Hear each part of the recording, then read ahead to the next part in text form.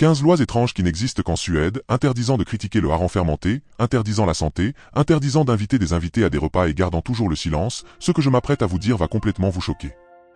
Par ses règles inimaginables dotées de paysages naturels à couper le souffle, la Suède a toujours été une destination idéale pour beaucoup de personnes. Mais saviez-vous que ce pays recèle également de nombreuses absurdités que le monde extérieur a vraiment du mal à croire? Restez scotchés pour voir les 15 interdictions et particularités de la Suède. Numéro 15. La loi du silence. Les Suédois sont souvent considérés à tort comme ennuyeux ou distants en raison de leur nature réservée. Mais être laconique est un trait commun et considéré comme une norme parmi les gens de Suède. Un adage dit que le silence est d'or et le discours est de l'argent. En effet, il n'a pas tort, car les Suédois optent souvent pour le silence et le voient comme une solution pour éviter des conflits inutiles. Dans la communication, ils abordent toujours les problèmes directement en évitant de tourner autour du pot. Les Suédois croient que les nobles parlent lentement, ne montrent pas facilement leurs attitudes. Les citoyens suédois sont rapides dans leurs conversations, ils parlent moins et concluent vite, pour ne pas perdre du temps. Ils sont prudents, des paroles aux actes. Cela empêche leur société de se propager des informations sensationnelles, la tranquillité et l'harmonie. Vendeur de liqueurs saoul, vous pouvez acheter de la bière n'importe où, mais si vous souhaitez déguster un verre de vin en Suède, vous ne pouvez visiter que le système exclusif magasin d'alcool Baguette en Suède. Les magasins et les bars locaux ne sont pas autorisés à vendre de l'alcool fort, mais pour répondre à la consommation intérieure d'alcool, le gouvernement suédois a créé la chaîne de magasins en sac en 1955 en tant que seul vendeur au détail d'alcool.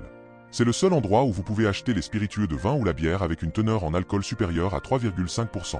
En particulier, seules les personnes de plus de 20 ans sont autorisées à acheter de l'alcool fort. La plupart des villes ont un ou plusieurs magasins de baguettes, mais les trouver n'est pas toujours facile. Généralement, le Baget est ouvert à partir de 10h00. À 18h du lundi au vendredi et de 10h à 13h les samedis. Outre la ponctualité, vous devez également avoir sur vous une pièce d'identité valide pour acheter de l'alcool. N'est pas étonnant?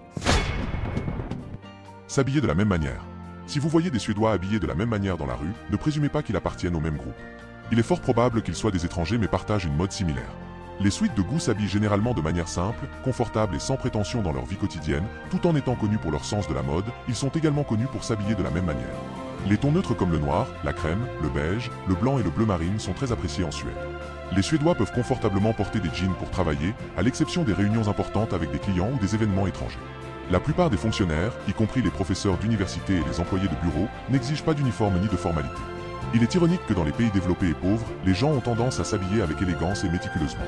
Bien sûr, s'habiller proprement et joliment est louable, mais si nous investissons trop d'efforts, d'argent et de temps pour nous habiller simplement par peur d'être jugés par les autres, cela devient un fardeau et nous transforme en esclaves des vêtements. Les Suédois portent ce dans quoi ils se sentent le plus à l'aise et le plus respectueux plutôt que de s'habiller pour se montrer. D'autres pour être jugés pour leur dignité, également en Suède, ils ne ricaneront jamais dans le dos de quelqu'un ou ne se moqueront jamais de quelqu'un juste à cause des vêtements qu'ils portent. N'est-ce pas génial? Faites-moi voir votre part dans les commentaires. Interdiction de danser dans la rue. Vous venez peut-être de sortir d'une fête et vous êtes intéressé de marquer votre danse. Laissez-moi vous dire qu'une fois dehors, si vous sortez dans la rue, vous devez immédiatement arrêter de danser. Ne vous promenez pas et ne grouvez pas, car en Suède, même cela pourrait vous faire arrêter. Cela semble insensé mais ce pays a en effet interdit de danser dans les rues depuis les années 1930, en vertu des lois suédoises sur l'ordre public. Vous avez besoin d'un permis obligatoire pour les activités de danse, sinon vous ferez face à des sanctions selon le gouvernement suédois. Ces réglementations sont un moyen de prévenir les troubles publics même sans loi gouvernementale. Les Suédois eux-mêmes n'aiment pas cette activité de danse, ils sont extrêmement sensibles, ne vous tenez pas trop près de la caisse dans un magasin, ne t'assois pas à côté de quelqu'un dans un bus s'il y a un siège libre ailleurs, ils créent essentiellement un espace personnel couloir lorsqu'ils sont dans la rue et vous devez respecter leur culture et leurs règles lors de leur visite ici. Ne jamais inviter quelqu'un à dîner. Vous êtes choqué n'est-ce pas? Ne le soyez pas car c'est bel et bien réel. Tous les nouveaux visiteurs en Suède se sentent complètement perplexes car, même si les Suédois les aiment beaucoup, aucun des habitants ne les invite jamais à un repas, même s'ils arrivent pendant l'heure du repas en Suède. Les autres ne l'ont pas. L'habitude d'inviter des étrangers à dîner ne les plaît, ils considèrent qu'il est anormal que les invités les regardent manger. Le soir, une famille suédoise se rassemble autour de la table à manger, ils dînent de boulettes de viande avec de la purée de pommes de terre et de la sauce. Pendant ce temps, un enfant est assis en train de jouer sans manger parce que personne ne les a invités à cela, les gens n'ont pas l'habitude d'inviter les amis de leurs enfants à dîner. S'ils viennent jouer à la place, à l'heure du repas l'enfant peut rentrer à la maison et rester à la maison. Dans la chambre de leur ami ou s'asseoir à table avec la famille et ne pas manger beaucoup, expriment leur choc en apprenant la culture de ne pas inviter les amis à dîner. Les locaux prennent rapidement la parole pour défendre les coutumes de leur pays. Ils expliquent que c'est une réalité répandue et la raison. C'est qu'ils ne s'attendent pas à ce que les invités viennent dîner avec la famille, nous gagnons juste assez pour bien nourrir la famille et les autres parts. La raison peut sembler tout à fait raisonnable, mais ne pas inviter quelqu'un à un repas ne semble pas avoir un impact significatif. Impact financier sur une famille tout au long de l'année. Numéro 10. Coutume de mariage particulière. Si vous assistez à un mariage suédois, ne soyez pas surpris de voir tous les invités faire la queue pour embrasser la mariée ou le marié lors des mariages suédois. Les invités peuvent avoir l'occasion d'embrasser le ou la mariée. Si la mariée va aux toilettes, toutes les femmes présentes au mariage feront la queue pour embrasser le marié. Si le marié quitte la pièce et est hors de vue, les hommes feront la queue pour sentir la mariée. Les Suédois ont également des coutumes liées aux pièces de monnaie. De plus, le père de la mariée placera une pièce d'argent dans la chaussure gauche de la mariée tandis que la mère de la mariée placera une pièce d'or dans la chaussure droite. Cette coutume semble assez similaire au mariage au Mexique où le marié offre à la mariée 13 pièces symbolisant Jésus-Christ et les 12 apôtres. Les pièces ont été bénies par le prêtre et portent la promesse du marié de prendre soin de la mariée tout au long de sa vie. Cependant en Espagne, on considère que le marié donnant à la mariée 13 pièces symbolise la richesse matérielle et spirituelle que le mari apporte à la mariée femme. La troisième pièce doit être partagée avec les pauvres. Interdiction de se vanter de sa richesse. Vous pouvez afficher votre succès et votre richesse n'importe où, mais ne le faites pas en Suède. Cette règle existe depuis longtemps, elle peut être comprise comme une interdiction de se vanter profondément. En Racen. Chez les habitants du pays, l'idée de ne pas parler de leur succès et de leur richesse, il provient d'un roman satirique danois écrit dans les années 1930, décrivant la vie dans une ville fictive appelée Jante. Les lois de la Jante incluent que vous ne devez pas penser que vous l'êtes. Quelque chose de spécial, vous ne devez pas penser que vous êtes aussi bon que nous, vous ne devez pas penser que vous êtes plus intelligent que nous, vous ne devez pas vous imaginer meilleur que nous, vous ne devez pas penser que vous en savez plus que nous. Vous ne devez pas penser que vous êtes plus important que nous, vous ne devez pas penser que vous êtes bon dans quoi que ce soit, vous ne devez pas vous moquer des autres. Il existe diverses interprétations de la loi de Jean mais généralement les lois ci-dessus ne le sont pas. Visant à faire en sorte que quiconque se sente sans valeur dans la société, les gens travaillent toujours au restaurant, dînent au restaurant ou partent en vacances avec bonheur, comme d'habitude. La chose essentielle en laquelle croient les Suédois est de ne pas se vanter de leur richesse ou de leur éducation et de ne pas essayer de démontrer leur supériorité sur les autres. Numéro 8. Interdire la critique du surströmming. Il y a un plat que, aussi terrible que vous trouviez, n'ouvrez jamais la bouche pour le critiquer en Suède, et c'est le hareng fermenté. Le hareng fermenté est un plat populaire et très apprécié parmi les Suédois, souvent servi lors des festivals ici. Le hareng fermenté se décline en différentes saveurs et est généralement consommé avec du pain ou des pommes de terre, de la crème et des chives. Le hareng mariné ou les aumônes fumés sont également très populaires. Généralement, les Suédois ont des habitudes alimentaires très particulières qui fermentent souvent le poisson dans des boîtes de conserve, et lorsque vous ouvrez la boîte, vous pouvez sentir une odeur étrange. Cela veut dire que ce plat convient à votre goût. L'odeur étrange ici n'est pas l'arôme des épices mêlées à l'odeur de poisson, mais justement c'est une odeur nauséabonde du poisson en décomposition. Mais comme je l'ai mentionné, c'est un plat que les Suédois adorent alors éviter d'ouvrir la bouche pour critiquer pour éviter de recevoir des regards furieux de la part des locaux. Numéro 7. La culture du café. Peut-être que vous ne supportez pas cette horrible odeur de poisson, mais le café suédois que vous voudrez peut-être essayer au moins une fois selon de nombreux touristes, vous allez vraiment l'apprécier. Ce n'est pas aussi précipité que le style américain, à emporter ni aussi élaboré et long que les cérémonies du thé japonaises pour le dire avec précision. Le flicka est un mélange harmonieux, un amalgame des deux cultures, le plaisir de boire du flicka peut être vu comme un nom ou un verbe signifiant l'heure du café ou une pause. Et si vous aimez siroter un café avec une pâtisserie sucrée avec des amis ou en famille, vous apprécierez le flicka. Les voyageurs peuvent facilement trouver un excellent café fort de leur visite en Suède. Si vous vous trouvez dans le nord-ouest de la Suède, vous devrez visiter le Flickalren ouvert par deux sœurs en 1938. Le Flickalengran est un charmant jardin avec des pâtisseries alléchantes connues non seulement pour le fika mais aussi pour attirer les touristes avec son atmosphère paisible et rustique. N'oubliez pas de l'essayer avant de quitter ce magnifique pays du royaume. Le royaume de verre. Il est fort probable que le magnifique vase en verre de votre salon ait été produit en Suède, car ce pays est toujours surnommé le royaume du verre. Si vous souhaitez en savoir plus sur le verre suédois, rendez-vous au village de Smaland, dans le sud de la Suède qui abrite 13 verreries dont des marques célèbres comme Kosta Boda et Orafors. Vous pourrez y voir des artisans transformer le verre fondu en œuvre d'art unique. Vous pouvez également essayer de souffler de la peinture ou de fabriquer des objets en verre pour créer des souvenirs à emporter. La plupart des ateliers vendent ainsi leurs produits à des prix d'usine. Vous pouvez facilement acheter quelques articles à un prix abordable.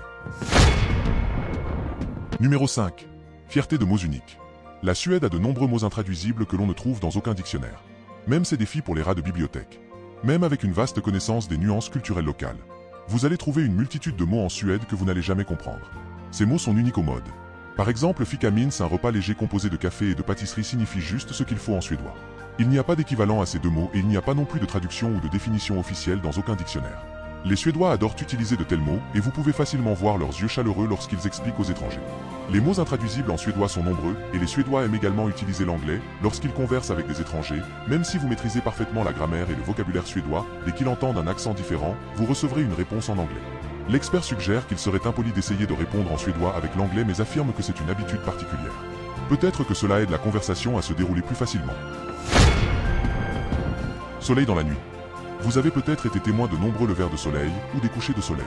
Mais en Suède, vous verrez quelque chose d'incroyablement étrange, voir le soleil la nuit en raison de sa situation géographique près du cercle polaire arctique. La Suède a des hivers froids et prolongés même dans la capitale Stockholm ou même dans l'extrême sud. En plein hiver, dans certaines régions situées à l'extrême nord du cercle polaire arctique, les gens voient peu de soleil. Dans la capitale Stockholm, les chutes de neige se produisent encore même à la fin avril. Cependant, en été, la lumière du soleil brille pendant la majeure partie de la journée. Même si le temps reste froid, le soleil se lève généralement tôt le matin et se couche tard le soir à Stockholm. En été, quand il fait beau, le soleil ne se couche souvent qu'à 21 ou 22 heures. Même dans la station de ski de Rikes-Granson dans l'extrême nord de la Suède, le soleil brille jour et nuit pendant 56 jours consécutifs, en été du 25 mai au 19 juillet.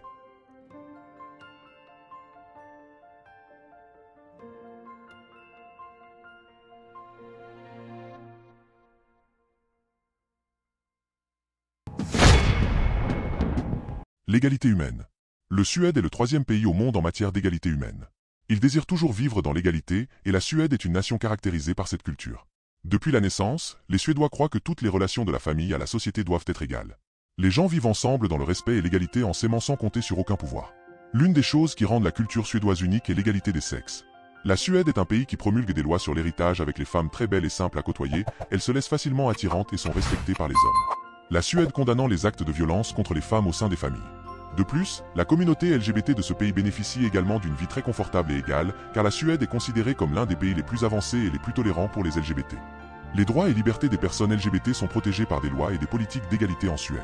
La société suédoise a tendance à être ouverte et à accepter la diversité. Les grandes villes comme Stockholm et Göteborg sont souvent considérées comme des lieux très accueillants et solidaires pour la communauté LGBT, destination touristique idéale pour les personnes LGBT. Numéro 2. File d'attente. Dans le monde, la deuxième culture des files d'attente, tout comme dans de nombreux autres pays civilisés du monde, en Suède, vous pouvez facilement repérer de longues files de personnes faisant la queue le long des magasins d'alimentation, des guichets, des zones de divertissement, des supermarchés, des arrêts de bus, des stations de métro, etc. Donc lorsque vous venez ici, si vous vous bousculez, vous recevrez des regards hostiles de la part des locaux. La culture de la file d'attente est l'expression d'une société juste et civilisée. Lorsque vous faites la queue, vous respectez vos propres droits et ceux des autres. Lorsque tout le monde suit un ordre, tout devient plus facile, plus rapide et plus pratique pour toutes les personnes impliquées. Si nous arrivons en premier, nous sommes servis en premier. Si nous arrivons plus tard, nous serons servis plus tard. C'est évident et toute poussée par des portes dérobées et juste pour son propre bénéfice sans penser aux intérêts des autres, et c'est une expression d'égoïsme et d'avidité. Esprit lagom. Esprit lagom est semblable aux lois de la modestie ou de l'économie des mots. L'esprit lagom est vraiment quelque chose de merveilleux que seule la Suède possède.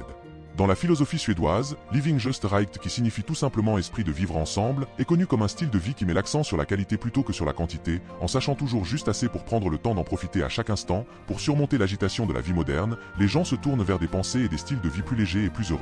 C'est pourquoi, dernièrement, le style de vie du lagom a dépassé les frontières de la Suède et est devenu de plus en plus populaire dans de nombreuses sociétés à travers le monde. Les gens transmettent des histoires de l'époque viking.